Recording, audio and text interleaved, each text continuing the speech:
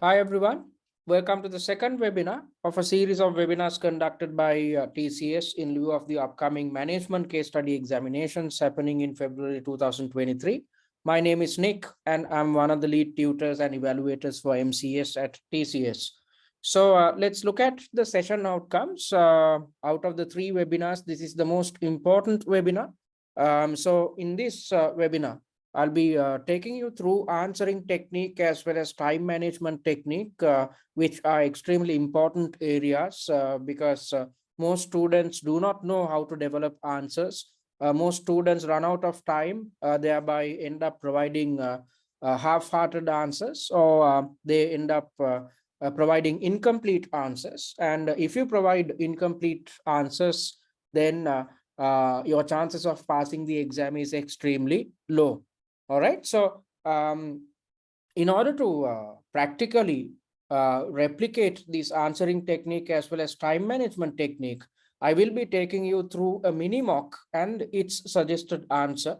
Thereby, based on the mini mock, based on this question, I will be highlighting how to develop answer plans. Okay. So most of you might start right after reading the question, you might start typing the answer.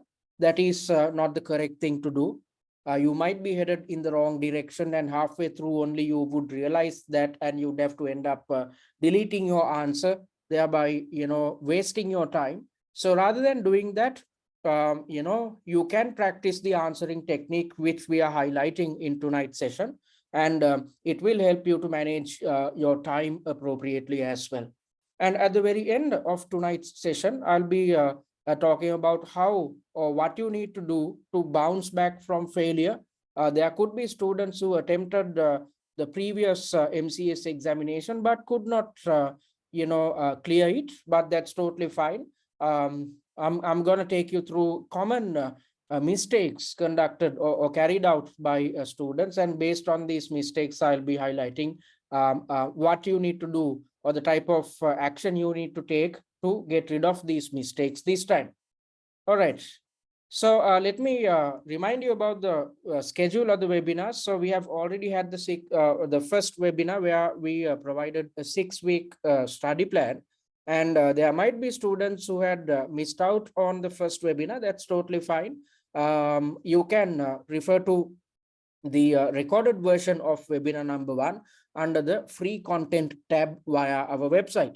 And tonight we are having the second webinar, which is answering technique. And on the 29th of Sunday at 6 p.m., I'll be taking you through the third webinar, which is exam prep. So under the third webinar, I will be taking you through comments and tips provided by the CIMA examiner, which are extremely important because you need to understand the mindset and the psychology of the CIMA examiner. Then you are in a position to gain better marks. So I'll be taking you through the comments made by the examiner. And on top of that, I'll highlight what you need to do to develop your confidence both before the exam as well as whilst you are attempting the exam. Okay, so that happens on the 29th of January, which is a Sunday. Okay, oops. All right, then let's look at the 6-week study plan. So the first week is done. So you should have already finished off all these areas. So we are in the second week, which is from the 16th of January to the 22nd of January. So in the second week, out of the 6 weeks, the second week is the most busiest. Why? Because you have to attempt 2 mock exams, mock number 1 and mock number 2. And when attempting these mock exams, please attempt it under simulated exam conditions.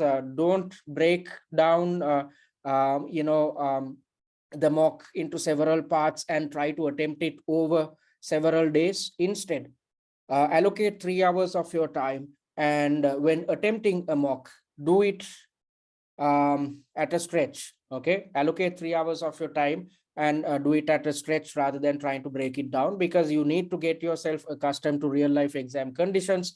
And when attempting mock exams, it's better to utilize the exam platform which we have provided. So if you attempt all mocks via the exam platform, then you are actually practicing for the real exam, because we have developed an exam platform which is akin to the Pearson VUE system you would see at the exam. So it's better to practice on a similar platform. So you need to attempt 2 mocks, and on top of that, develop answer plans based on the suggested answers of mock number 1 and 2. So an answer plan typically looks something like this. So as you can see, this is an answer structure or the summary of the entire answer. So rather than going through pages and pages of suggested answers, it's best to have an answer structure at your disposal. So once you are done with mock number 1, I urge you to develop an answer plan based on the suggested answer of mock number 1, so that you come up with a summary of the entire mock, which is going to be extremely beneficial for you during the last week, because during the last week, we do not want you to attempt any mock exams. Instead, you are supposed to go through study material which we have provided. And during the last week leading up to the exam, you are supposed to refer to the answer plans of all 5 mock exams. So if you start developing mock exams now, if you start developing answer plans now itself, then your life becomes easier closer to the exam. Rather than going through pages and pages of suggested answers, you can simply refer to the answer plans, thereby refresh your memory about what was tested and the type of answers you are supposed to provide at the real exam during a short period of time. Okay, so the BCS week is the 2nd week, but 3rd week onwards, it's just a matter of allocating 3 hours to attempt the mock exam. Everything else is handled by us. So if you stick to the study plan, you need not stress too much. The only busy week is the 2nd week. Other than that, from the 3rd week onwards, on a weekly basis, you just need to allocate 3 hours of your time, or find 3 hours and attempt mocks on a weekly basis. Everything else is handled by us. We provide answer plans, we provide one-to-one tutor feedback, and we have developed master classes where we are discussing the answers of mocks 3, 4, and 5. And via these videos, I'm taking you through the answer. I'll be explaining the logic of the answers provided. And on top of that, I will also teach theory based on the suggested answers. And I will also highlight application, or how you are supposed to apply theoretical knowledge when developing answers. Okay, so all these things are provided to you. So that's our 6-week study plan. We have already shared this and explained this in depth in the previous webinar. All right, then let's move on to the most important part, which is answering technique. So when developing your answers, you are supposed to use appropriate headings and subheadings at all times. Okay, so as you can see, this is a typical suggested answer you would see. So as you can see, I've used main headings as well as subheadings, and you can see that a main heading is in bold and underlined format, and a subheading is in bold format. Okay, so in a typical question, let's assume there are 2 subtasks. Okay, if there are 2 subtasks, you need to have 2 main headings. Okay, if there are 3 subtasks, you need to have 3 main headings. And under a main heading, if you feel that you need to further subdivide your answer, or further fraction out your answer, then you are invited to use subheadings. Okay, so if you're using headings, it needs to be in bold and underlined format, and subheadings need to be in bold format. Okay, and when providing answers, you are not supposed to provide answers in bullet points or single line sentences. Instead, you need to provide answers in paragraphs consisting of 2 to 4 sentences. So that's exactly what you can see here throughout the suggested answer. I've used 2 to 4 lined sentences, or I've provided answers in paragraph format. Okay, so that's exactly what you can see. That's what the CIMA examiner expects out of you. So when developing your answer plan, let's assume under a certain subtask, you are supposed to highlight 9 points. So in your answer plan, if you have 9 answer points, then you need to have 9 paragraphs in your answer. So per answer point, you need to develop a paragraph. Okay, so if you have highlighted 9 answer points in your answer plan, then you need to have 9 paragraphs in your answer. If there are 7 answer points highlighted, then you need to have 7 paragraphs within your answer. Okay, so use paragraphs when providing answers, and ideally, looking at the word count, it needs to be somewhere around 650 to 700 words per 45-minute tasks, per 45-minute task rather.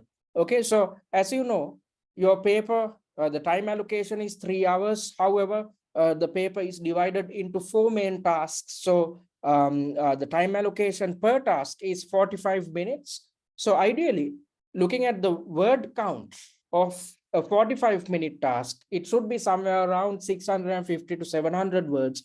Although I mentioned this, the examiner is not gonna give you marks based on the word count. Okay. However, it's better to have a benchmark such as this, because let's assume when developing your answers or when attempting your mock exams, on a per task basis, your word count comes up to somewhere around 250 or 300. So the word count itself tells you that you have not covered all the areas as per the requirements highlighted in the question. Okay, so in order to provide fully fledged answers or high quality answers, whenever you are developing your answers, try to figure out whether you stick to this word limit. If so, we can easily assume that you have covered all the areas. However, this is not a hard and fast rule. Extremely smart students are capable of providing answers, fully fledged answers, just typing 500 words. So you won't get marks based on the length of your answer. Instead, the examiner is looking at quality, but as a benchmark to figure out whether you are providing fully fledged answers or high quality answers. Try to see whether your word count comes in this range per 45-minute task. And when utilizing these 45 minutes, 1/3 of the time should be allocated towards reading the question and developing an answer plan, and 2/3 of the time should be allocated towards typing. So 1/3 of the time is 15 minutes. So what you can do is you are supposed to allocate 5 minutes to read and understand the question. Then the remaining 15 minutes should be allocated towards developing the answer plan for the entire task. I'll show you how to do it later on when we discuss the mini mock. Okay, so 1/3 of your time should be allocated towards answer planning. So allocate 5 minutes to read the question and understand the question properly, and the remaining 15 minutes should be allocated towards developing an answer plan. So when developing the answer plan, you are coming up with a structure for your entire answer, and after you have developed or after you have completed developing the answer plan, you can refer back to the requirement and see whether you have addressed all the needs which are highlighted within the question or the requirement. So before you start typing the answer, you try to figure out whether you have provided or whether you have structured out a high quality answer. So you are actually spending some time to think before you start typing the final answer. So it's better to always plan the answer. It's better to always think, allocate some time to think and come up with better points. Okay, so that's exactly what we urge you to do.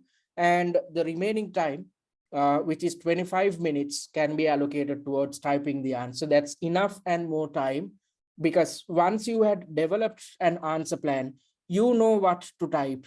And when it comes to typing the answer, you need not allocate any time to think. Instead, it's just a matter of expanding the answer points which we have highlighted in paragraph format. Okay, and the expected typing speed is minimum 20 words per minute. So if you stick to our answer planning technique, then you would come up with high quality answers answers which are totally aligned with the requirements highlighted in the question. And on top of that, you are allocating some time to think, which further increases the quality of your answer. And you would have enough and more time to type the answer, because when typing the answer, you are not supposed to think, you are simply supposed to expand the points which you have mentioned in the answer plan. Most students, as I highlighted earlier, most students, what they do is right after reading the question, they start typing the answer, and halfway through they realize that the answer is wrong, or you are headed in the wrong direction. So you end up deleting the answer. Then you know for a fact that you had wasted time, so panic sets in. You try to save time, thereby at the end of the day, you end up providing low quality answers, or answers which are not well thought out or well planned out. And on top of that, most students end up providing incomplete answers. So let's assume you ran out of time in task number 1. This pressure or stress is carried on throughout the entire paper, and you end up failing the exam. So in order to avoid that, just stick to the answering technique which we have stipulated, and I will display in a while how to do it in a practical sense. And when developing the answer plans, you are first supposed to determine the mark allocation for each subtask based on the weightages provided. Okay, so if you look at a typical question, you would see under each subtask there's a weightage provided. Subtask A, the weightage is 60%, and the weightage of subtask B is 40%. Okay, so based on these weightages, we can easily determine how many marks are allocated. And once we know the mark allocation, you can stipulate how many points you are supposed to come up with in each and every subtask. So based on the mark allocation, that's exactly what you can see in here. For subtask A, the mark allocation or the weightage is 60%. And for subtask B, the weightage is 40%. Based on that, for a fact the mark allocation for each and every subtask is 37.5 marks. So 60% of 37.5 marks is 22.5 marks, and 40% of 37.5 marks is 15 marks. So based on this, how many points you are supposed to have under each and every subtask. So based on it, you are supposed to develop the answer plan. So it's better to, when developing your answers, rather than blindly developing answer plans, or rather than blindly typing out answers, it's better to understand how much marks are allocated for each subtask. Then you can come up with an answer which fulfills the requirement, as well as which enables you to gain all the marks allocated for the subtask. So that's that. And do not spend time on formatting, such as paragraph alignment. You need not, you do not get any marks rather for it. The only type of formatting which you need to focus on is the use of headings and subheadings, as well as providing answers in paragraphs. Other than that, forget about any type of formatting. And remember, it's always about the quality of the points, not the length of your answer. So that's exactly why we want you to develop answer plans. And once you have an appropriate answer plan, it's easier for you to provide your answers appropriately. So that's answering technique for you. And when it comes to developing the answers, you are supposed to read the scenario first. So I said you are supposed to allocate 5 minutes of your time to read the question or the scenario. And after reading the question, plot the requirements into headings and subheadings. Okay, so that's exactly what you can see in here.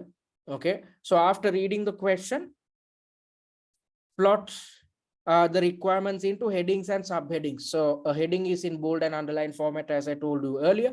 So this question consists of 2 main subtasks.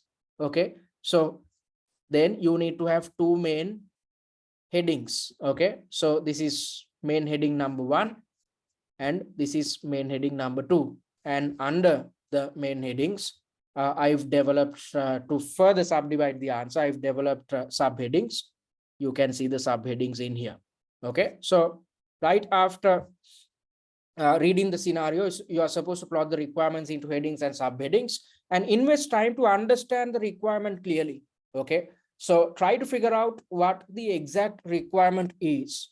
And after, as I told you earlier, after you complete developing the answer plan, revisit the question and see what the requirement is and try to figure out whether you have fulfilled all the requirements which are stipulated in the question.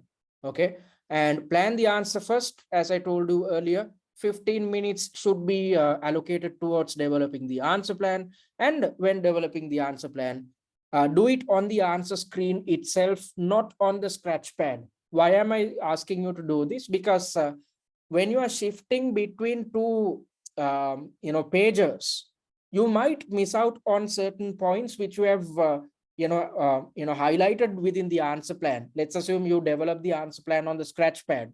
You have highlighted 7 points, but when it comes to typing your answer, you miss out on a point which appears on the scratch pad. Why? Because you have to shift between pages. So why do you need to switch between pages when you can develop the answer plan on the answer screen itself? It makes your life easier, and you can easily ensure that you have highlighted or you have covered all the points which you have mentioned in your answer plan. And once you have an appropriate answer plan, then when it comes to typing, 25 minutes are allocated. So when it comes to typing your answer, simply you are supposed to expand the points, each and every point which you have made within the answer plan. Okay, so that's what you need to do when it comes to developing answers. So let's try to figure out how we are supposed to do this in a practical sense by looking at a mini mock and the answer plan which I have developed. Okay. All right. So this is the question section number 1. So before I move forward with the mini mock, any questions, guys? I'm going to pause the recording. If you have any questions, you can raise them now. Recording. All right, seems like there aren't any questions. So because of that, I'm going to move forward. So section number 1, a 45-minute question. Today is Monday, the 14th of November, 2022. And you are receiving an email from Young Mei Quinn, your senior finance manager. As per your pre-scene, that Young Mei is your boss. So you are directly reporting to this guy. And the subject of the email is new range of toys. So by looking at the subject itself, we can see that the question is based on a new range of toys which we are going to introduce into the market. Okay. And as part of this email, 2 attachments are there. So, always remember to go through all the attachments which are provided or the reference material which are provided under each and every question.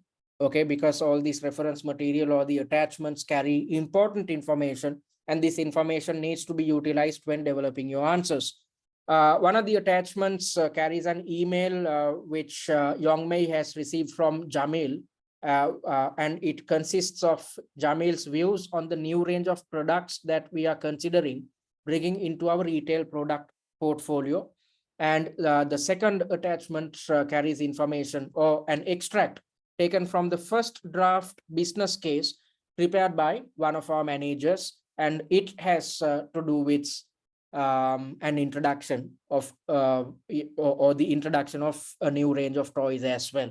So you are supposed to go through the mails attached. So first things first, let's go through the reference material or the attachment. So this is the email which was forwarded from Jamil, or Jamil forwarded. Jamil says that there's a proposal to come up with a new product category. New product proposal brought to us by 2 toy manufacturers. As you know already, we are not into manufacturing toys. Instead, we are a toy retailer. So 2 toy manufacturers has approached us. Both products are toy variants associated with 2 different TV cartoon programs named Old Age Mutant Samurai Frogs and Adventures of Laura the Explorer.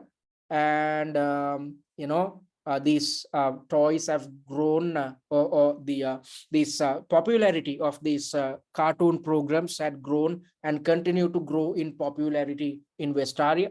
And some extracts taken from some of the key points taken from the first draft business case is provided.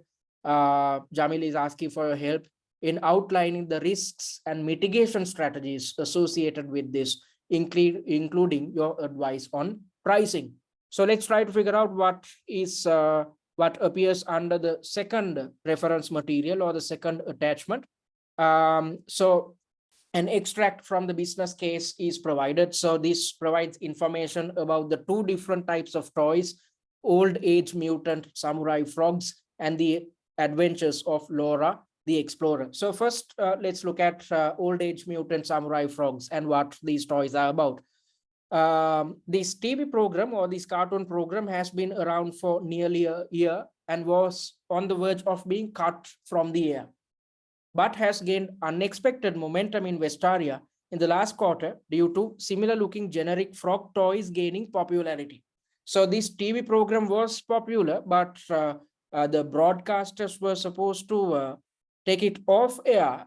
But all of a sudden, the demand for this cartoon has surged. Why? Because of some similar looking generic frog toys which became popular in the market. With the popularity of these toys, the popularity of the TV show has increased. So the publishers were supposed to, or the broadcasters were supposed to stop this cartoon, but because of a toy, the demand for this cartoon has improved all of a sudden.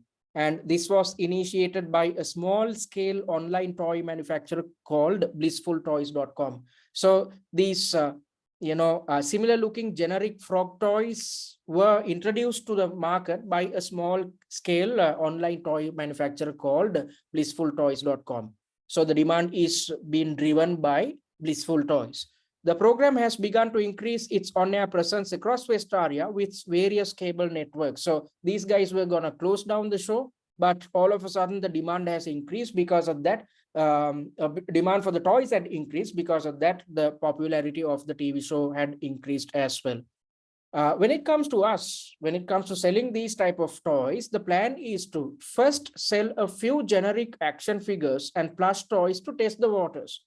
So first things first, rather than going full on with manufacturing frog-based toys, what we are going to do is we are going to introduce a set of generic action figures to test the market. Okay, and we are going to keep selling these toys for a few months, and then later look at buying the toys directly from a licensed manufacturer. So if the demand continues to be the same, we are gonna go ahead with a licensing agreement, thereby getting these toys from a licensed manufacturer to manufacture toys which are connected with old age mutant samurai frogs, the cartoon. Okay, so that's that. Then let's look at the second cartoon, The Adventures of Laura the Explorer. The show is largely watched by kids coming from upper middle class families in urban cities. So upper middle class guys are looking or watching this cartoon. The production company is looking at rolling out a handheld gaming device. So they are planning to introduce a gaming device. Why? Because this TV program or this cartoon is extremely popular between middle-income earning families. The plan is to initially combine one gaming cartridge with the product and sell newer game versions later. So with the gaming device, a free cartridge will be provided, and later on, when the demand picks up, newer versions or newer cartridges will be sold to the market. Key points to note are the manufacturer wants us to enter into an exclusive retail contract whereby Happy Playz will be the only retailer for the product in Westaria. So which product are we talking about? The handheld gaming device and the cartridges. So the manufacturer is looking for an exclusive deal with us. And if we go ahead with this deal, we will be the only supplier within the market. This contract also involves a substantial down payment for the retail rights and minimum order quantities apply. So these are the risks of this initiative. So the upside of the initiative is we get the exclusive rights to manufacture these handheld devices, or sell, not manufacture, actually sell these handheld devices and the cartridges. However, the downside of it is the substantial down payment which we need to pay for the retail rights, and there are minimum order quantities, because and when there are minimum order quantities, even if there is no demand, we have to place orders in bulk. So that is going to be a downside for us when you look at working capital management. And we are facing a small issue regarding a storage capacity for electronic products at our warehouse, which had turned out to be a bit of a bottleneck, as we have fully loaded for the upcoming fourth quarter. So there is a shortage within our warehouse, because as per the information provided in the pre-scene, most of the sales happen or occur within the fourth quarter. Because of that, companies which sell toys, they stack up in the previous quarters. So since we have already stacked up or fully loaded our warehouses, there is going to be a shortage. And an alternative is to rent out a third-party warehouse that is occasionally used by our competitor, Gleetil. So these electronic products, since there is no space within our warehouses, what we can do is we can rent out a third-party warehouse. However, the problem is this warehouse is utilized by our closest competitor, Gleetil, as well. So I see that as a risk, especially since this is a new product which we are going to introduce into the market. So based on all this information, what you are supposed to do is, firstly, identify and explain the main business risks associated with the possible addition of each new toy variant. So we are introducing 2 new toy variants. So you need to talk about business risks associated with both these toy variants. And that's just one part of the question. The second part is you are supposed to highlight how we can overcome these risks. So what is the requirement? You are supposed to stipulate the business risks of both toy variants. Then for both toy variants, you need to say what type of action we need to take to mitigate these risks. So that's the first subtask. Okay. So based on the weightage provided, which is 60%, we can stipulate how many marks are allocated. 22.5 marks are allocated. So that's your first step. And time allocation for the answer plan to read the question and develop the answer plan is 20 minutes. And the time allocation for typing is 25 minutes per task. So let's look at the requirement. You are supposed to highlight the business risks as well as how to mitigate each business risk. So that's my main heading, business risks and mitigation, which is in bold and underlined format. So there are 2 toy variants, and for each, you need to highlight the business risks and how to mitigate each business risk. So that's exactly why I've developed a subheading, Old Age Mutant Samurai Frogs and the Adventures of Laura the Explorer. So once you have come up with the main heading as well as the subheadings, then start developing the answer plan. And when developing the answer plan, try to keep it concise as much as possible, because you are coming with an answer structure.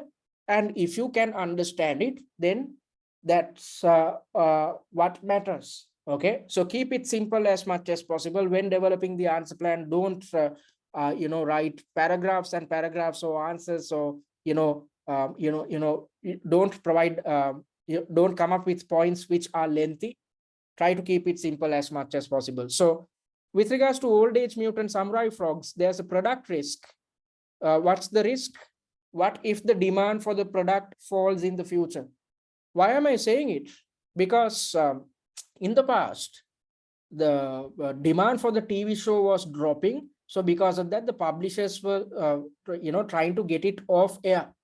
All of a sudden, the demand picked up because of a generic type of frog toy which was introduced into the market. So that is a product risk. If the demand falls in the future, then it's going to be extremely bad for us because we are going to lose sales. Okay. Will demand sustain in the future? That's problematic. Program was about to be taken off air.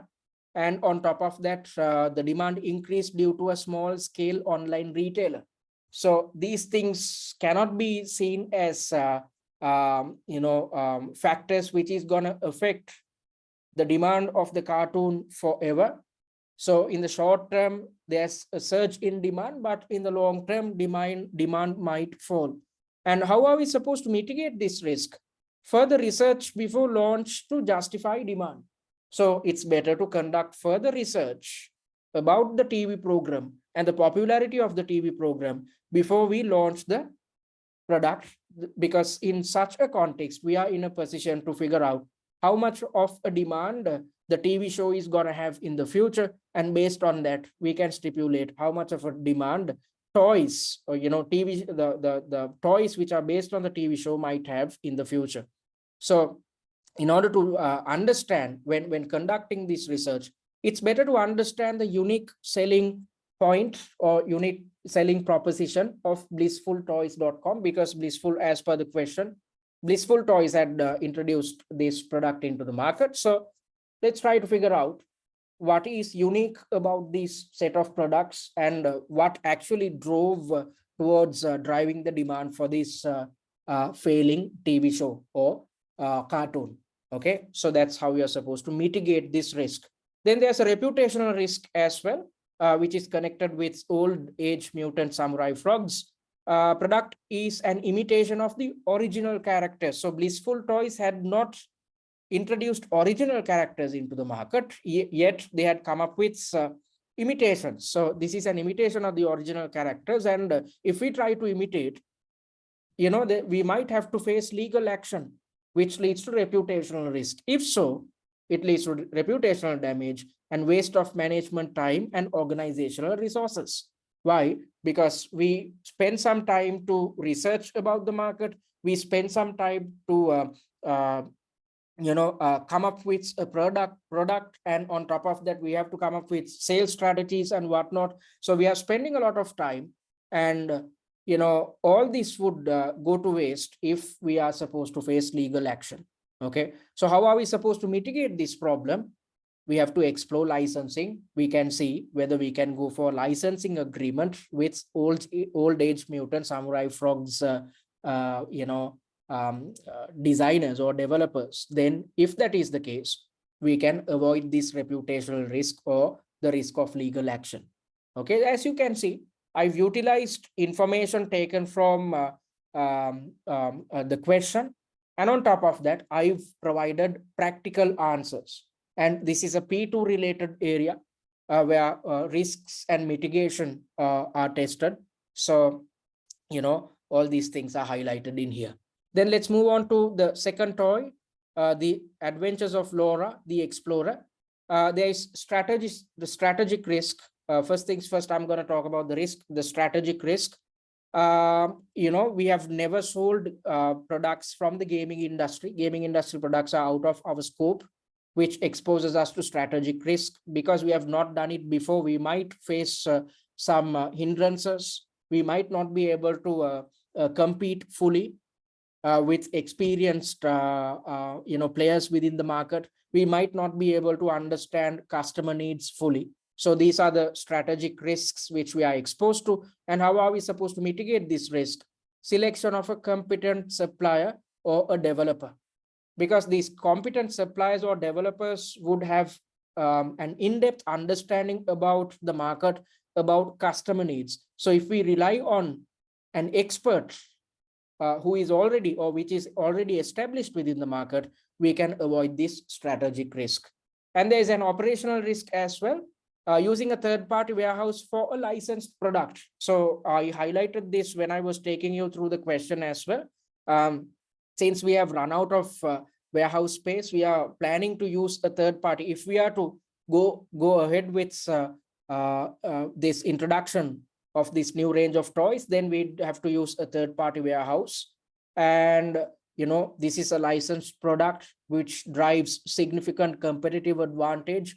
These things are highlighted within the pre-scene. So why should we hold on to something which gives us competitive advantage in somebody else's warehouse? Okay, And to make things worse, the warehouse will be shared with Gleetil, which might lead to a loss of confidentiality. Okay, as I told you earlier, these licensed products drive competitive advantage. So it's better to keep it a secret until we introduce into the market. And if Gleetil gets to know about what we are up to, they might try to replicate our strategy. They might try to come up with a similar product, thereby hindering our competitive advantage. And there are sensitive release dates as well, because whenever the toy is supposed to be released, it needs to be aligned with the release dates of the TV program or major release dates of the TV program. So that's, we need to look into that as well. And how can we mitigate these risks? When it comes to traditional toys, we can use the third-party warehousing, because traditional toys are generic toys as per the pre-scene. So we even if Gleetil gets to know about the traditional toys which we sell, we are not going to lose competitive advantage. So rather than using using a third-party warehouse to store the licensed products, it's better to shift the traditional toys within our warehouse to the third party warehouse, and keep the licensed products within our own warehouse, thereby making sure that Gleetil never gets to know about what we are going to introduce into the market. Okay, so that's the answer for the first task. Again, as you can see, it's extremely practical, and all the recommendations provided, all the issues highlighted are based on the information which appeared on the question. All right, so let's move on to the second part, or the second subtask. Secondly, recommend a suitable retail pricing strategy for each of the two new products. So you need to come up with a pricing strategy for each product, and you can't simply say, okay, this is the pricing strategy. You need to provide appropriate justifications. If you do so, you would get full marks. So based on the mark allocation or the weightage provided, which is 40%, 15 marks are allocated. So pricing strategies, that's my main heading, which is in bold and underlined format. Again, I've utilized two subheadings for the two categories of products, Old Age Mutant Samurai Frogs and The Adventures of Laura the Explorer. So the recommended pricing strategy for the Old Age Mutant Samurai Frogs is penetrative pricing. Why am I saying it? First things first, you have to start by defining what penetrative pricing is about. It is about setting low prices initially to capture the market share, and once the market knows about our product, we can gradually increase the price. Okay, so the penetration marketing strategy penetrating pricing strategy is utilized to ensure that everybody within the market gets to know about our product, or our product becomes affordable to everybody within the market. And this coincides with the strategy of the TV program as well, because this program was supposed to be taken out or taken off air, but given the surge in demand, they are gonna keep on moving it forward. So they are going for a cost related strategy. So it's better to go for a cost related strategy from our end as well. And generic toys are cheaper because you develop generic toys in bulk, which leads to economies of scale. So if we are benefiting from economies of scale advantages, it is better to pass down the benefits to the consumers, thereby adhering to a penetrative pricing strategy. Okay, so the justification is we can reach a wider audience when the prices are low, and this is a less risky strategy. This is better due to the uncertainty of demand. Okay, when we are planning to sell in bulk or large quantities, even if the demand falls in the future, when the demand is up, we would end up selling a large quantity of toys. That's going to be profitable for us in the short term. And low price creates a natural barrier for small competitors. So even when small competitors, when they want to replicate our strategy, they can't, because they won't be in a position to price lesser than us, because they won't have the same economies of scale advantages as us, because we are a larger player within the market. Then looking at the second area or the second type of toys, the adventures of Laura the Explorer, the recommended pricing strategy is loss leader pricing. So why am I, suggesting loss leader pricing? Because the toy which we are going to sell comprises of two main products. You have the handheld device as well as the cartridge. So in such a context, it's better to go for a loss leader pricing strategy. There's a main component as well as a sub-component. So the main component is the video game. And according to a loss leader pricing, the main component needs to be sold at a lower price, even at a loss, so that people keep purchasing it. And the sub-component or the cartridges can be sold at a higher price, thereby making sure we recover the losses as well as we generate a substantial margin. So once we have already sold the main product to customers, then it's easier for us to push the sub-component at a higher price. So a good example for loss leader pricing is when it comes to printers. A printer is extremely cheap, but when it comes to the printer cartridges, when you are supposed to replace the printer cartridges, you have to spend a lot of money.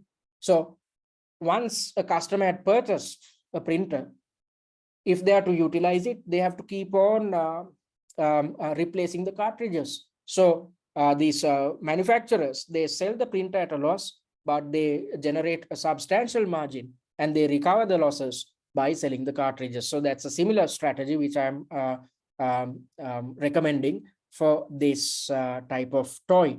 And the justification is low price to the main device enables to penetrate the market. More and more people would keep on purchasing the main product, and the higher prices to the cartridges enables profit generation and recovering of losses. And the demand is driven by the upper middle class, and these guys are less price sensitive. Again, I'm relating to the question. So this TV show or this cartoon program is watched by upper kids in the upper middle class family environments. So these guys will be less price sensitive. So in such a context, we are in a position to sell the sub-component or the cartridges at a higher price, and they won't mind it. Okay, so that's the answer plan for the second subtask. So as you can see, it's better to come up with an answer plan, and after developing the answer plan, try to go back to the requirement and see whether you have fulfilled all the requirements. Requirement was to recommend a suitable retail pricing strategy. That's exactly what we have done in here. Retail pricing strategy for both the products, and provide your justifications. We have provided justifications for both. Okay. All right. So that's what you're supposed to do when developing your answer plans. And we have developed answer plans for mocks 3, 4, and 5. So you need not develop your own answer plans. But when attempting all 5 mocks, you are supposed to develop answer plans such as these. And on top of that, after the mock is done, after attempting the mock, based on the suggested answer, develop answer plans. Then you'd have answer summaries closer to the exam. So rather than going through pages and pages of suggested answers, it's extremely easy to go through the answer points and understand the structure as well as the content of the answer, and see how the answer is connected with the requirement or the question which is stipulated in your paper.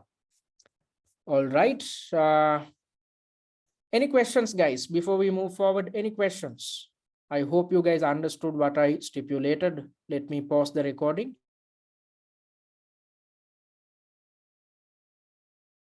All right, seems like there aren't any questions. So I'm going to move on to the last area of tonight's webinar, which is about what you need to do when it comes to bouncing back from failure. And this is extremely important for students who had failed the exam previously. So you need to really know what went wrong last time. So it's better to look into these areas. All right, thank you guys for the feedback. Then you need to figure out whether you gave your best shot in your previous sitting. You need to be involved with a personal reflection. You have to be honest to yourself and try to figure out what actually went wrong. Later on in this webinar, I will talk about the common mistakes committed by students. So try to figure out whether you did the same. If so, you have to avoid them. Don't worry, we are providing solutions to each and every problem highlighted. Okay, so try to figure out, as part of the personal reflection, try to figure out where you went wrong in the exam. You need to diagnose the reasons first and address them this time, because you can't keep repeating the same mistakes over and over again. CIMA is an extremely competitive examination, and if you keep on committing mistakes, you can't pass the exam. It's simple as that. Okay, so it's better to diagnose the reasons for your failure and address these reasons, or address these issues this time. And refer to the mini mock and suggested answers as well as the examiner's report to figure out the main shortcomings. So by referring to the suggested answers which we have provided for all 5 mocks, you are in a position to figure out the quality of answers expected from you. And on top of that, if you attend the 3rd webinar, I'll be taking you through the examiner's report, and based on the examiner's report, I'll highlight what the examiner expects out of you and what you need to do to get better marks. Okay, so you are supposed to do that. And if you did not get feedback on your mocks last time, it's better to opt for tutor feedback, because if you're 100% comfortable with self-learning, then you need not get feedback from anyone. However, if you had failed the exam previously, then it's prudent for you to go for one-to-one tutor feedback this time, because you should understand what your shortcomings are, or else a normal student will not have the capacity to figure out what the shortcomings are, and they would keep on committing the same mistakes over and over again. And after understanding all your shortcomings, you are supposed to come up with an action plan with regards to working harder and smarter than the previous attempt.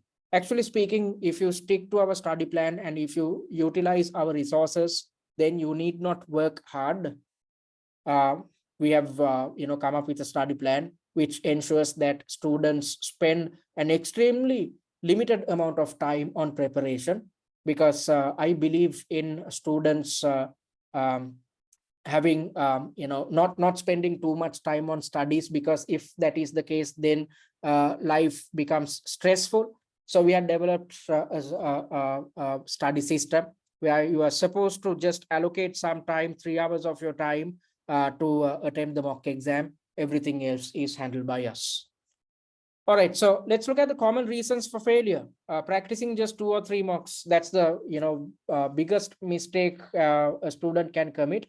Why? Because you can't cover the entire syllabus when attempting 2 or 3 mocks. If you are to cover the entire MCS syllabus, then we have to come up with 5 mock exams. Okay, so you need to attempt 5 mock exams. If you attempted just 2 or 3 mocks, that is not going to help you. That's exactly why you failed last time, because of a lack of practice. Because it's better to go through questions covering the entire syllabus, then you need not worry about the type of questions which will be thrown at you at the exam, because you have seen these areas before when attempting mock exams. So it's prudent to attempt 5 mock exams instead of sticking to 2 or 3 mock exams. They're not practicing full 3-hour mocks under simulated exam conditions. So as I highlighted earlier, some students, what they do is, when attempting a mock exam, let's assume you are attempting mock number 1. So you would do task 1 today, task 2 tomorrow, task 3 day after tomorrow, and likewise. And you would break down the entire mock into 4 days and try to attempt it over a 4-day period. That is not recommended, because at the exam, you have to sit in one place for 3 hours and attempt the entire paper at a stretch. So in such a context, it's better to get accustomed to real life exam situations when attempting your mock exams. It's better to practice under simulated exam conditions. So if you are to achieve this, what you can do is, when attempting your mock exams, you can utilize our exam platform. So all 5 mock exams can be attempted via the exam platform. Then your life becomes easier, because before the exam itself, you would get accustomed with real life exam conditions. And lack of technical knowledge could be a killer as well, especially if you are coming through an exemption route, such as the Master's Gateway program or the FLP route. I've seen so many students coming through the exemption route. They lack an appropriate level of knowledge pertaining to E2, F2, and P2 related syllabus content. And if you do not know theory, you can't pass this exam. Let me tell you that. Okay. So lack of technical knowledge is a killer. If that is the case, if you feel that you do not have an appropriate level of technical knowledge, you need to brush up your knowledge. Again, in order to make your life easier, we have developed 12 master classes based on the answers and the questions of mocks 3, 4, and 5. So there are 4 master classes per paper, altogether 12 master classes. In these master classes, through the questions, I am teaching theory as well as application. Okay, so if you go through all these master classes, 12 master classes, you would learn theory as well as you would improve application skills. That is all you need to come up with high quality answers at your real exam. And this is extremely important to students, as I told you earlier. This is extremely important to students who are coming through the exemption route because you have not done the OTQ exams. If you had done the OTQ exams, you know your theory, you have passed these exams, then you need not worry too much about this area. So if you had gotten marks below 65, then there's something wrong with your technical knowledge. You need to watch these videos to improve your technical knowledge, or else you can't pass the exam. Okay. So if you got marks below 65, be cautious about this area. And shortcomings in application of knowledge, such as suggesting KPIs, and in the question which we discussed right now, you were supposed to understand the risks. That's the theoretical aspect.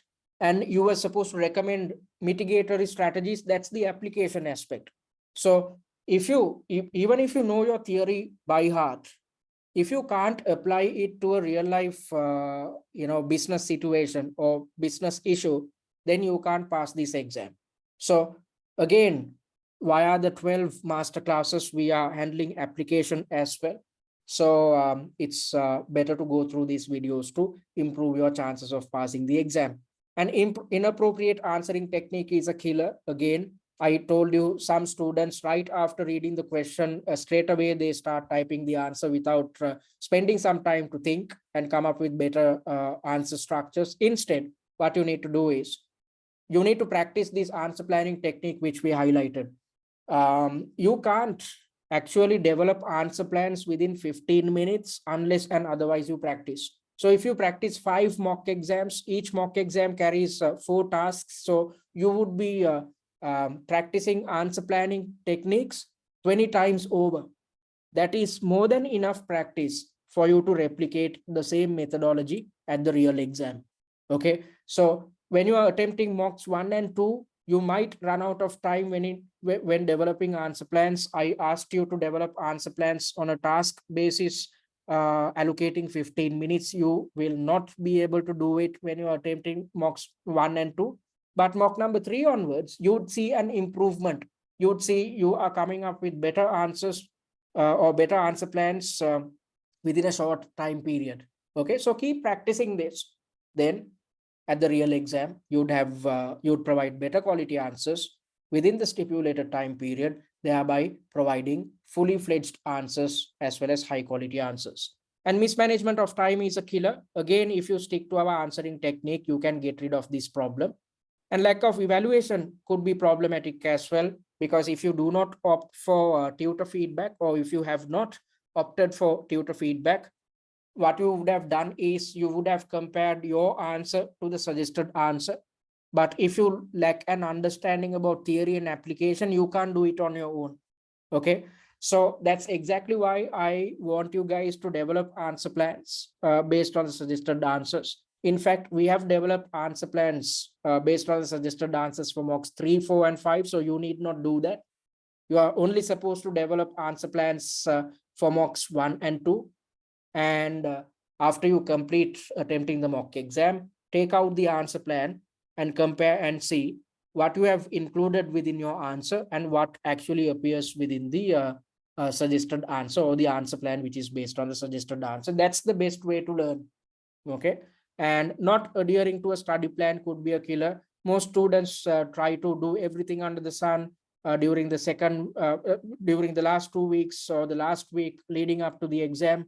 This leads to extreme levels of stress. You won't sleep properly, you won't eat properly, because I know for a fact you need to balance your job responsibilities as well as studies. So if you try to do everything at the last moment, you won't do your job properly.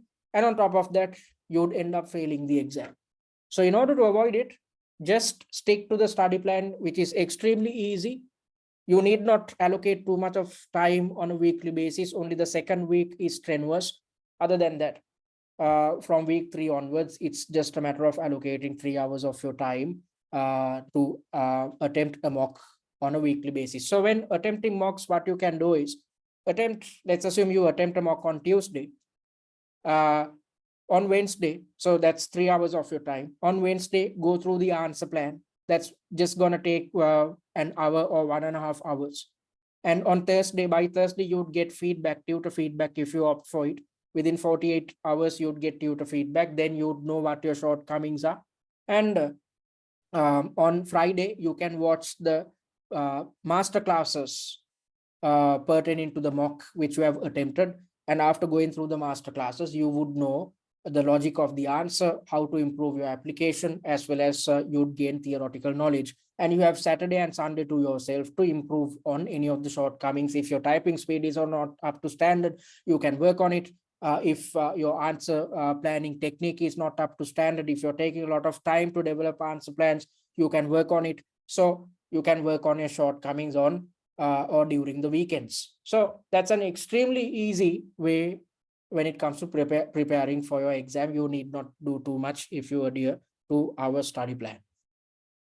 All right, so before we wind up, let me, I'm actually proud to say that our pass rate for MCS is 93% this time with regards to the exam which happened in November 2022.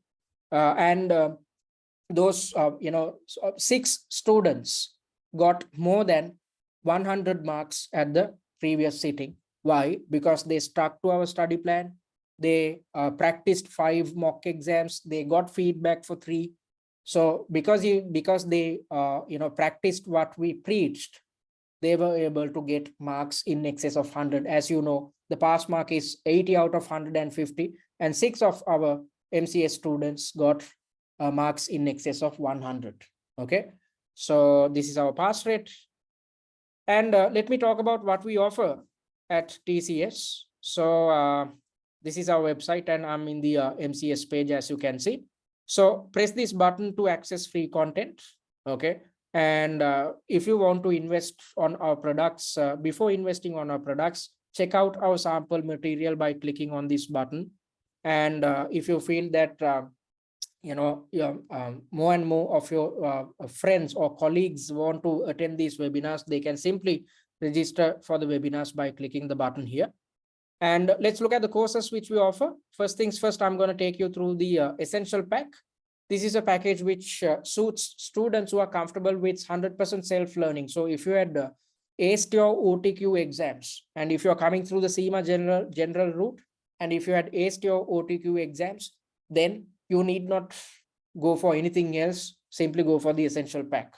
If you're comfortable with self-learning, go for the essential pack. So via the essential pack, you'd get your hands on the recorded versions of the webinars. You'd get your hands on 5 mock exams, exam standard mock exams with suggested answers, which is the most important product under this product category. And full pre-scene analysis videos, 4 videos in total, which covers the entire pre-scene in depth. And you'd get your hands on something called the annotated pre-scene. So let me show you what an annotated pre-scene looks like. So this is the pre-scene document which you would get, but we have come up with annotations. And via these annotations, what we do is we have taken out the most important points which you need to remember. And on top of that, we have highlighted any areas or scenarios which can be tested at the exam, because the examiner provides certain hints within the pre-scene which a student might not understand or spot. We are experts at it. So because of that, we highlight these type of tips or the scenarios which can be tested at the exam. And on top of that, we highlight syllabus content or syllabus areas which can be tested at your real exam. Okay, so oops, that's the annotated pre-scene which I was talking about. Then you'd get your hands on industry analysis, financial analysis, and top 10 likely issue slides as well. Let me show you what a typical industry analysis slide looks like.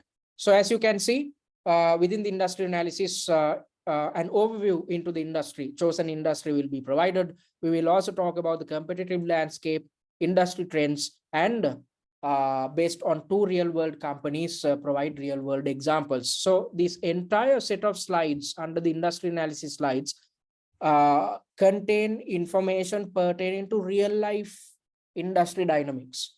So, the industry, the real information within the industry is highlighted throughout the set of slides in a concise manner.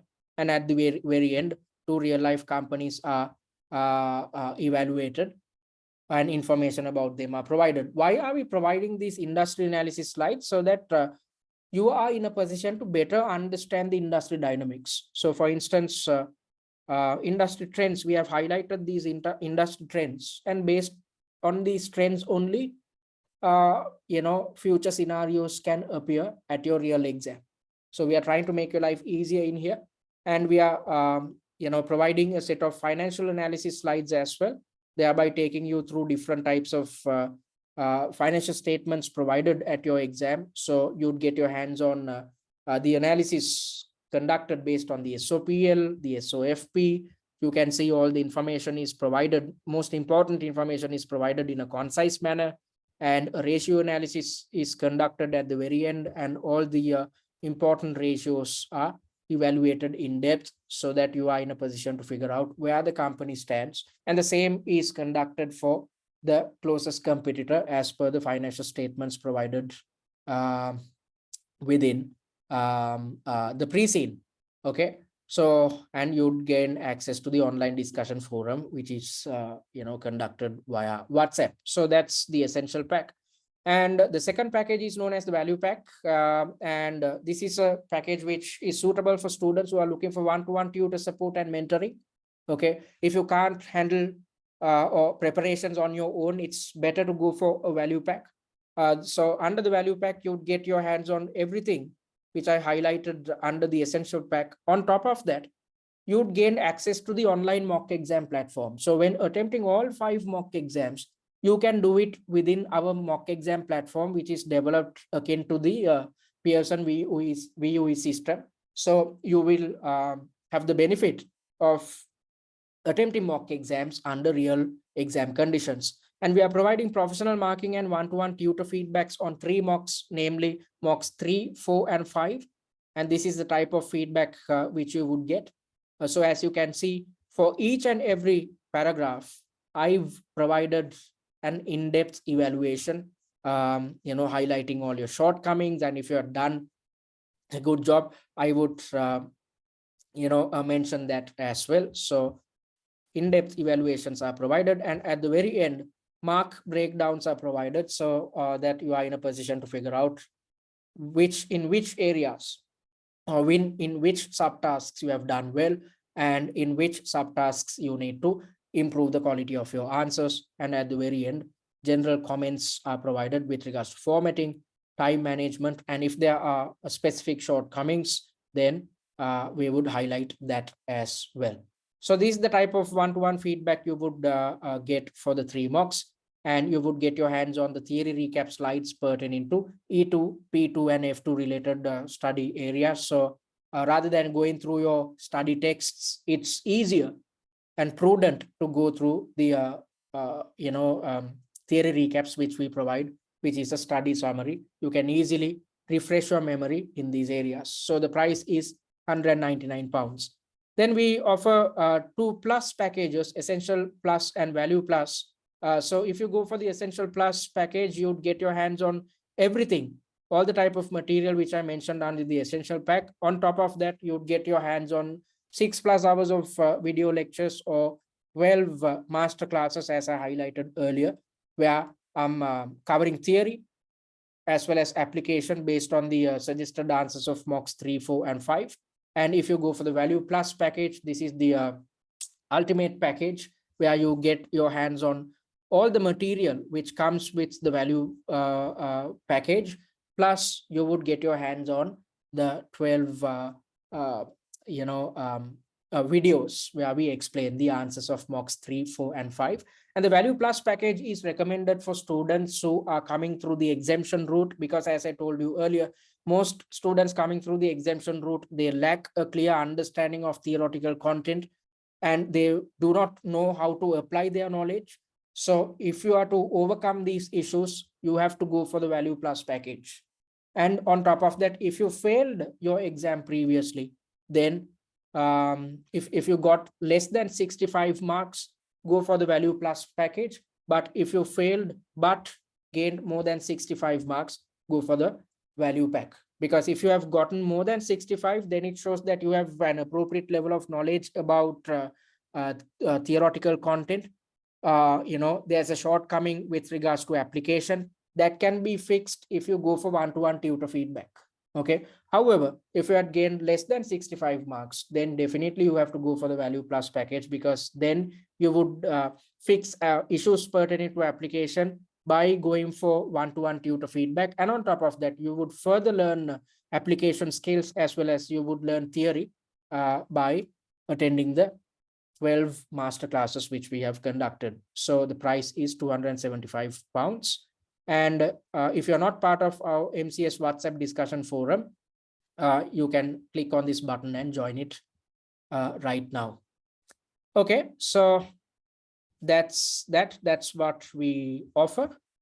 And let me remind you about a 10% discount which we are offering until the 22nd of January, which is next week.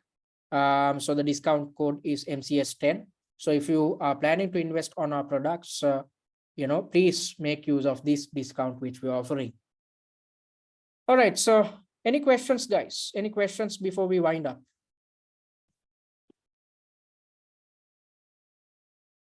All right, seems like there aren't any questions. So because of that, I'm going to wind up the session. So you can contact us if you need additional information about what we offer.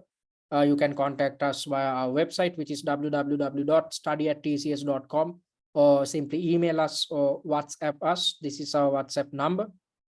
All right. And I urge you guys to follow us on our social media handles, especially check out our blog posts by going on our website.